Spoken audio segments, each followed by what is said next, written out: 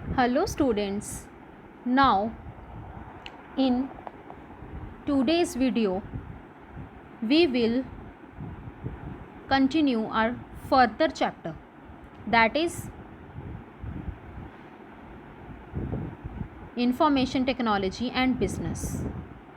तो हमने information technology का मीनिंग, एडवांटेजेस और डिसएडवांटेजेस एंड इम्पैक्ट, इन तीनों टॉपिक्स को कवर कर लिया था लास्ट वीडियो में।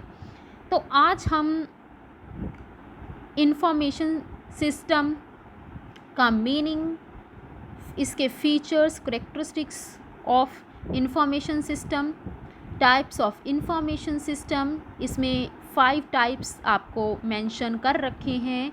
तो हम आज इन टॉपिक्स को कवर करेंगे। तो हम चलते हैं इंफॉर्मेशन सिस्टम पे। तो ये आपका चैप्टर 3 कंटिन्यूड चैप्टर है। An information system is defined as the software that helps organise and analyse data. तो जैसे मैंने आपको पहले भी कहा है कि जो इंफॉर्मेशन सिस्टम है, क्या है वो? एक सॉफ्टवेयर है जिसमें हम डाटा को क्या करते हैं, ऑर्गेनाइज भी करते हैं और एनालाइज भी करते हैं। तो देखिए, हमने पहले भी जो टॉपिक्स है उसमें ये पढ़ा था शुरू में ही कि इंफॉर्मेशन सिस्टम क्या है, is the combination of the 6 की एलिमेंट्स। तो यहाँ आपको 6 की एलिमेंट्स दे रखे हैं। हार्डवेयर आपके पास होना चाहिए, आपके पास सॉफ्टवेयर होना चाहिए, आपके पास डाटा होना चाहिए, आपके पास पीपल होनी चाहिए उस कंप्यूटर को रन करने के लिए, आपके पास एक सिस्टम होना चाहिए, आपके पास एक टेलीकम्युनिकेशन सर्विसेज होनी चाहिए। तो हमने ये इंफॉर्मेशन सिस्टम में ये टॉपिक्स को भी कवर किया था। तो जब आप इन 6 की एलिमेंट्स को आपस में बांध लेते हैं तो उसे कहते हैं आप इंफॉर्मेशन सिस्टम। इस होल प्रोसेस को क्या कहेंगे? Information system. Means information technology में ही आपका इंफॉर्मेशन सिस्टम इन्वॉल्व्ड है। Now let's move to the other topic, that is features of information system. Students, एक बात का ध्यान रखिएगा कि जो इन्फॉर्मेशन के हमने सेकंड चैप्टर में फ़ीचर्स पढ़े थे, उसके एडवांटेजेस पढ़े थे, और ये हम जो फ़ीचर्स पढ़ रहे हैं इंफॉर्मेशन सिस्टम के, ये मोस्ट प्रोबेबली आपस में मिलते जुलते ही हैं। तो आपके इंफॉर्मेशन सिस्टम क्या होना चाहिए? फर्स्ट फीचर क्या है? अंडरस्टैंडेबल। देखिए, जब तक आप इंफॉर्मेशन किसी दूसरी पार्टी को आधी भेजेंगे तो क्या वो दूसरी पार्टी उसे अंडरस्टैंड कर पाएगी? उसे बिल्कुल भी समझ नहीं आएगी कि आप दूसरी पार्टी को क्या इन्फॉर्मेशन कन्वे करना चाह रहे हैं। तो सबसे पहले आपकी इन्फॉर्मेशन क्या होनी चाहिए? Understandable. Second part is relevant. Important होनी चाहिए इन्फॉर्मेशन जो आप कन्वे कर रहे हो। ऐसा नहीं आप कर सकते कि आप कुछ भी इन्फॉर्मेशन डालकर भेज दो और उनको क्लियर ही ना हो कि आपने इसमें से क्या इम्पॉर्टेंट टॉपिक्स को कवर किया है, क्या आपने इम्पॉर्टेंट इन्फॉर्मेशन कन्वे की है। तो क्या होनी चाहिए? रेलिवेंट। थर्ड इज़ इन्फॉर्मेशन आपकी कंप्लीट होनी चाहिए। Fourth is availability. इन्फॉर्मेशन आपके पास अवेलेबल होगी तभी आप क्या करेंगे? दूसरी पार्टी को सेंड कर पाएंगे। नेक्स्ट पॉइंट है, क्या होनी चाहिए आपकी? रिलायबल। इन्फॉर्मेशन आपके पास रिलायबल होनी चाहिए। इन्फॉर्मेशन कंसाइज होनी चाहिए और टाइमली इन्फॉर्मेशन आपको सेंड करनी होगी दूसरी पार्टी को। और नेक्स्ट इज़ कॉस्ट इफ़ेक्टिव होनी चाहिए। तो ये फीचर्स उस इन्फॉर्मेशन से मिलते जुलते हैं काफ़ी हद तक। उसके बाद है टाइप्स ऑफ इंफॉर्मेशन सिस्टम। तो ये जो आज का लास्ट टॉपिक है, तो हम इसे ध्यान से पढ़ेंगे कि क्या क्या इंफॉर्मेशन सिस्टम के टाइप्स हैं।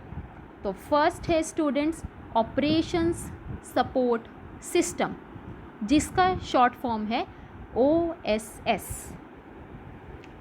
तो स्टूडेंट्स,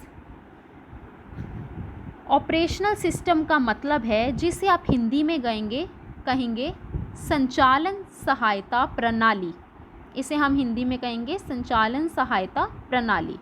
तो जो ऑपरेशनल सपोर्ट सिस्टम है is a set of programs. ये एक ऐसा प्रोग्राम है जो एक कम्युनिकेशन सोर्स को क्या करता है, मॉनिटर करता है, कंट्रोल करता है, एनालाइज करता है और मैनेज करता है एक टेलीफोन और कंप्यूटर नेटवर्क।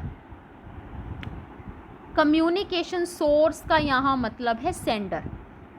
जैसे आपने पढ़ा था अपने फर्स्ट सेमेस्टर के कम्युनिकेशन सब्जेक्ट में, सेंडर आपका सोर्स कहाँ से है। जब आप एक कम्युनिकेशन साइकिल आप पढ़ते थे जिसमें आपके सेंडर है, जिसमें आपके रिसीवर हैं, तो वो क्या करता है स्टूडेंट्स, ऑपरेशनल सपोर्ट सिस्टम एक ऐसा सेट ऑफ प्रोग्राम है जो एक कम्युनिकेशन सोर्स प्रोवाइडर क्या करता है, उसे मॉनिटर करता है, कंट्रोल करता है, एनालाइज करता है और मैनेज करता है किसे, एक टेलीफोन और कंप्यूटर नेटवर्क को। चलिए अब हम इसे एग्जाम्पल से समझते हैं। एग्जाम्पल है स्टूडेंट्स कि अगर एक ऑर्गेनाइजेशन में सारा का सारा काम कंप्यूटर्स के थ्रू ही कंडक्ट हो रहा है और एक ऑर्गेनाइजेशन में कोई भी पर्सन है जो कंपनी की एक्टिविटीज़ के रिगार्डिंग रिपोर्ट्स रेडी करता है, तो जब तक सेंडर जो पर्सन रिपोर्ट रेडी कर रहा है वो जब तक रिपोर्ट्स को अपलोड नहीं करेगा सिस्टम पे, क्या जो बाहर वाली पार्टीज़ हैं वो कंपनी का डाटा पढ़ सकती हैं? कंपनी का डाटा वो पढ़ ही नहीं पाएंगी जब तक जो रिपोर्ट्स बनाने वाला पर्सन है रिपोर्ट्स को अपलोड नहीं कर देता। एक और एग्जांपल लेते हैं। मान लीजिए एक आपको पता होंगे कि इन्वेस्टर्स कौन होते हैं, जो कंपनी में पैसा लगाते हैं। अब आपको क्या लगता है कि कोई भी इन्वेस्टर कंपनी में ऐसे ही पैसा लगा देगा? पहले वो क्या करेगा, पहले कोई भी इन्वेस्टर कंपनी की फाइनेंशियल पोजीशन को समझने की कोशिश करेगा कि क्या कंपनी मुझे मेरे बाद में पैसे वापस दे सकती है या नहीं। तो जब तक एक ऑर्गेनाइजेशन में कोई भी पर्सन कंप्यूटर्स पे कंपनी के रिगार्डिंग डाटा अपलोड नहीं करता, इनपुट कोई नहीं डालता, बाहर वाली पार्टीज़ को कंपनी के बारे में कुछ भी पता नहीं चलेगा। तो जब तक सेंडर कोई मैसेज सेंड नहीं कर सकता, कोई भी पर्सन उसे रिसीव नहीं कर पाएगा। तो ये क्या है आपका ऑपरेशन सपोर्ट सिस्टम, कि एक ऐसा कम्युनिकेशन सोर्स प्रोवाइडर जो कंपनी के ऑपरेशंस, कंपनी की एक्टिविटीज़ को सपोर्ट कर रहा है, और वो किसके थ्रू कर रहा है, कंप्यूटर्स के थ्रू। तो फर्स्ट हुआ आपका operations support system. Second is transaction processing system, जिसकी शॉर्ट फॉर्म है TPS। अब ट्रांजैक्शन प्रोसेसिंग सिस्टम को हम हिंदी में कहेंगे लेन देन प्रोसेसिंग प्रणाली। ट्रांजैक्शन यही होती हैं कि लेना और देना, जब दोनों पार्टीज़ के बीच में ट्रांजैक्शन होती हैं तो उस सिस्टम को हम क्या कहेंगे, ट्रांजैक्शन प्रोसेसिंग सिस्टम। तो स्टूडेंट्स TPS एक ऐसा इंफॉर्मेशन सिस्टम है जिसे कलेक्ट, स्टोर्स, मॉडिफाई और रिट्रीव किया जा सके। एक ऐसा ट्रांजैक्शन प्रोसेसिंग सिस्टम एक ऐसा इंफॉर्मेशन सिस्टम है, मीन्स उसमें एक ऐसी इंफॉर्मेशन है जिसे आप कलेक्ट भी कर सको, उसे स्टोर भी कर सको, उसे मॉडिफाई मीन्स चेंज भी कर सको और रिट्रीव भी कर सको डाटा को। Transaction of an enterprise. अब इसमें भी हम एग्जांपल्स लेते हैं। सपोज़ कीजिए कि एक ऑर्गेनाइजेशन में आप सबको पता है कि बहुत सारे डिपार्टमेंट्स होते हैं, लाइक एडवर्टाइजिंग डिपार्टमेंट भी होता है, मार्केटिंग डिपार्टमेंट भी होता है, सेल्स डिपार्टमेंट भी होता है, परचेज डिपार्टमेंट भी होता है। तो हर एक डिपार्टमेंट के ट्रांजैक्शंस वो एक पर्टिकुलर डिपार्टमेंट ही संभालता है। अगर कोई भी मार्केटिंग डिपार्टमेंट का संभालना चाहे तो उसका कौन संभालेगा? Marketing manager. तो हर एक डिपार्टमेंट में ऐसा कोई ना कोई पर्सन ज़रूर होता है जो उस डिपार्टमेंट के रिगार्डिंग अपने इंफॉर्मेशन को कलेक्ट भी कर सके, स्टोर भी कर सके, मॉडिफाई भी कर सके और डाटा को रिट्रीव भी कर सके एक एंटरप्राइज में ऑन द कंप्यूटर्स। तो उसे क्या कहेंगे? Transaction processing system. फर्स्ट था क्या? Operation support system. Means operations के रिगार्डिंग जब एक कंप्यूटर में कोई भी पर्सन कम्युनिकेशन सोर्स अपने डाटा को संभाल के रखता है। Second is transaction processing system, जब एक ट्रांजैक्शन के अकॉर्डिंग जो डाटा है वो संभाल के जब रखा जाता है हर एक डिपार्टमेंट में। Third is process control system. अब इसकी शॉर्ट फॉर्म क्या है? PCS, और इसे हिंदी में कहेंगे प्रक्रिया नियंत्रण प्रणाली। अब स्टूडेंट्स, अब प्रोसेस कंट्रोल सिस्टम देखिए यहाँ लिखा भी है, monitors the manufacturing environment and electronically controls a process और manufacturing flow based on the various set points given by user. अब देखिए स्टूडेंट्स, जब जैसे एक मैन्युफैक्चरिंग एंटरप्राइज है या कोई भी इंडस्ट्री है जहाँ पे किसका काम चलता है? प्रोडक्शन का। तो उसमें क्या होता है, वो एक मैन्युफैक्चरिंग एनवायरनमेंट में जो भी काम चलता है, जब वहाँ एक पर्सन उस एनवायरनमेंट का क्या करता है? डाटा कलेक्ट करता है और उसे मॉनिटर करता है, और जितने भी मैन्युफैक्चरिंग फ्लो चल रही है उसके प्रोसेस को क्या करता है? कंट्रोल करता है। तो उसे क्या कहेंगे? Process control system. कि एक कोई भी पर्सन क्या कर रहा है? मैन्युफैक्चरिंग का जो प्रोसेस चल रहा है वो कंट्रोल करने की कोशिश कर रहा है, वो उसे संभालने की पूरी कोशिश कर रहा है एक मैन्युफैक्चरिंग कंपनी में। तो उसे क्या कहेंगे? प्रोसेस कंट्रोल सिस्टम, जब एक होल प्रोसेस को कंट्रोल किया जा रहा है। Fourth is enterprise collaboration system, ECS इसे कहेंगे। और एंटरप्राइज कोलैबोरेशन सिस्टम का मतलब है बच्चे कि मिल बांट कर काम करना। अब कोई भी कंपनी है, सारी एक्टिविटीज़ को संभालने की जिम्मेवारी सिर्फ एक पर्सन पे नहीं होती, बहुत सारे पर्सन्स कंपनी में लगे होते हैं।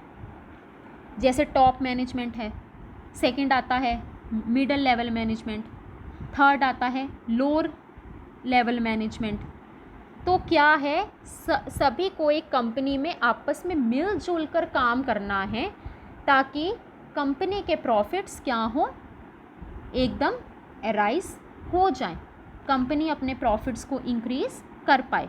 तो देखिए क्या लिखा है, a enterprise collaboration system is an information system used to facilitate efficient sharing of documents and knowledge between teams and individuals in an enterprise।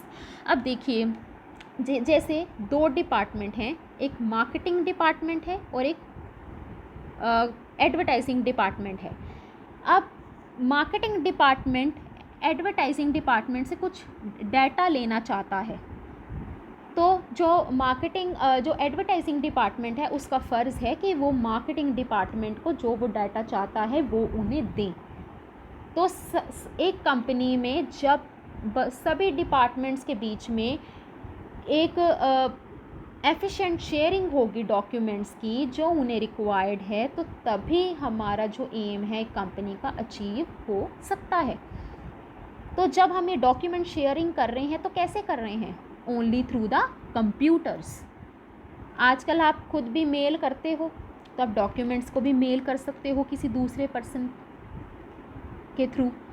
तो इसी तरह से डिपार्टमेंट टू डिपार्टमेंट जब एक एफिशिएंट शेयरिंग होती है डॉक्यूमेंट्स की, तो उस प्रोसेस को आप क्या कहेंगे? Enterprise collaboration system. और एंटरप्राइज जब तक आपस में मिलजुल कर काम नहीं करेगी, कोई भी कंपनी अपने ऑब्जेक्टिव को अचीव कर ही नहीं सकती। सो लास्ट पॉइंट इसमें आता है मैनेजमेंट सपोर्ट सिस्टम।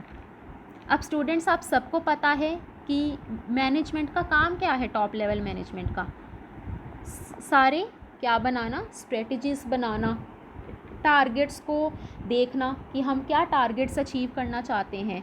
तो जब तक मैनेजमेंट अपने सबॉर्डिनेट्स को सपोर्ट नहीं करेगी, अपने जो फैसले हैं वो अपने सबॉर्डिनेट्स के साथ शेयर नहीं करेगी, तो आप अपने एम्स को अचीव कर ही नहीं सकते, आप अपने प्रोडक्ट्स को सेल कर ही नहीं सकते। तो मैनेजमेंट का सपोर्ट होना बहुत ज़्यादा ज़रूरी है। तो क्या लिखा इसमें? Management support system are computer based systems that are suppose to be used by और एटलीस्ट टू सपोर्ट मैनेजर्स। तो मैनेजमेंट सपोर्ट सिस्टम एक ऐसा कंप्यूटर बेस्ड सिस्टम है जिसमें आप अपने मैनेजर्स को सपोर्ट करते हो। अगर मान लो मैनेजर्स को कोई डाटा चाहिए अपने टॉप लेवल मैनेजमेंट से, या आपसी में उनको कोई डाटा चाहिए, तो वो कैसे ले पाएंगे? Only through the computers. तो आपने देखा होगा कि इन सब में किसका यूज़ है? इंफॉर्मेशन टेक्नोलॉजी का, कंप्यूटर नेटवर्क का। जब तक नेटवर्क नहीं होगा, कोई भी कंपनी अपने कामों को एफिशिएंटली रन कर ही नहीं पाएगी। तो इसमें भी सब किसका काम हो रखा है? कंप्यूटर नेटवर्क्स का। तो आज का ये लास्ट टॉपिक था। Thank you for watching this video.